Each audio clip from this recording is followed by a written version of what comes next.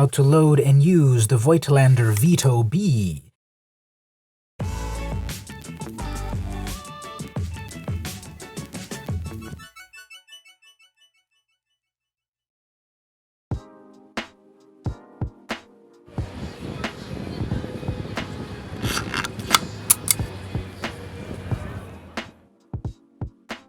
Now, this is a beautiful camera from the 1950s. It's extremely compact, basically the size of a film canister.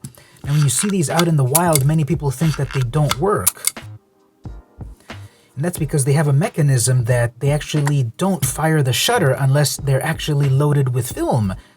So you're going to be cranking the shutter and it's not going to actually take any photos, even if you set your shutter speed. That's because it has to be loaded with film.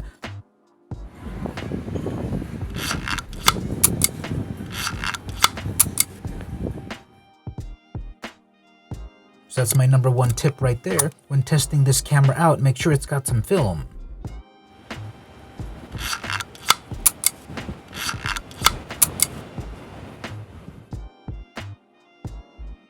So let me show you how to load it up. First of all, at the bottom, we need to open this latch, rotate that, pull that out, then the back pops out, no problem. So you've got the take-up spool over here. You want to rotate this to find the slot, pull the film across it, make sure it grabs a sprocket, and then put the cartridge right here. Now this pops out to give you the space to put it in.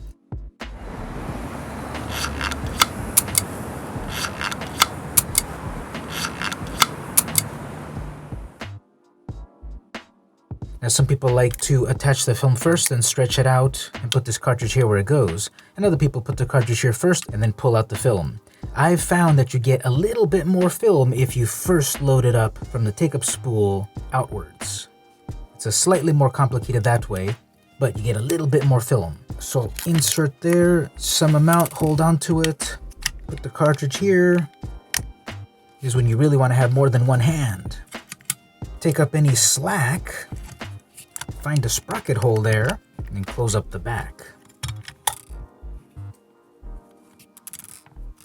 Bring the latch in, lock it tight.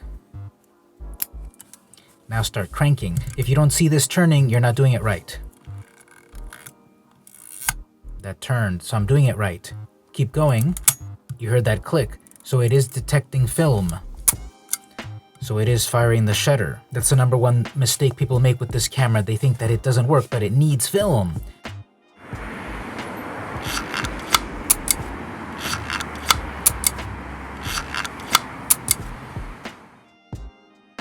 Alright, so we're not done loading it up yet. We have here a little dial, which then we set it to the number of the exposure that we have in the cartridge. And a 36-shot cartridge, we need to put it here on this diamond and then crank it until we get to 36. Now that's going to burn 2 exposures, but you might actually get shots out of those too. So consider those might be 2 extra shots.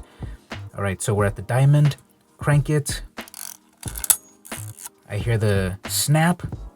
I saw that turn. Here's a shot. So we took a shot. Crank it one more time. Lock in place. Spool is turning. We're at 36. We're ready to take our very first shot.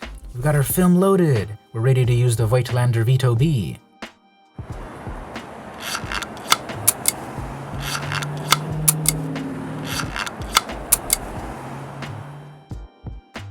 So how do we actually use this amazing little camera? It's in 3 steps. Aperture, focus, shutter speed. So ABC. Start with A for aperture. This camera comes with the color Scopar 50mm f3.5. Now I've found my images to be very soft at the 3.5 and they get much sharper as you go up to the higher apertures. You saw I loaded in 400 speed film, which is super advanced for this camera. This camera was designed when 100 speed film was the fastest available. So we're going to be able to get all the way up to f16 on a sunny day, no problem. So A, set the aperture, 16. Then we need to focus. We have 2 helpful guides, circle, triangle, and then everything in between. We can focus in as close as about 3.5 feet. But for street photography, we want to go to this triangle, because this is going to focus everywhere between 5.5 feet all the way up to infinity. So everything from 5.5 feet to infinity will be in very nice focus. Because we're at f16, hyperfocal distance is around 11.5 feet.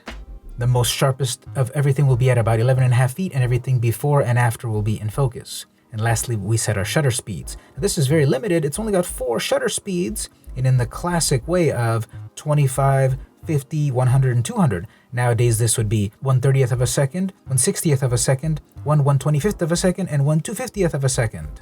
This is again vintage. Plus, we've also got bulb to leave the shutter open as long as we hold that down.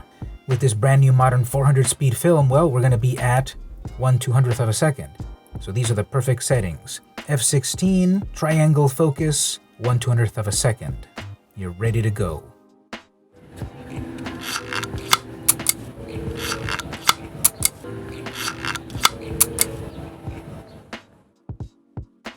Compose in that viewfinder and take the shot. Crank it and you're ready to go. Lastly, I suppose here you can set this, which is completely unnecessary in the modern times. What kind of film are we holding here? Notice this only marks film up to ISO 200. And at my 400 speed film, this is way too new. So you can set this to anything you want, just to be cool. It doesn't do anything at all. It's there to remind you.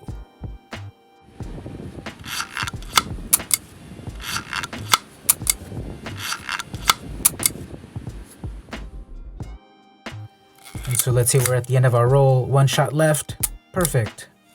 Final shot, we're out of film. By that time, the film will no longer advance. Don't force it after that point. If you feel any resistance, you're out of film. Don't force it. You're going to destroy your amazing photos. It's time to rewind it. So pop out the rewind knob thusly. And compared to other cameras where you had to also disengage the spool, you can just start actually just cranking. So you need to wind it back into the cassette. Now on a modern 36 exposure roll, you're going to be here a little while. Maybe you're going to be getting a little tired as you go, but don't worry, power through. You'll get there. You've got 36 amazing photos, possibly even more if you did the technique of loading the way I showed, and then eventually you'll have your negatives. Now you're also going to see this counting down, or counting back up actually, and then you'll feel that it detached from the take-up. This will no longer grab it. See, no click. The film is safely back in the cartridge.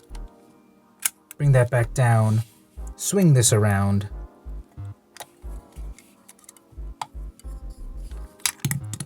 And you're ready to go get your photos developed.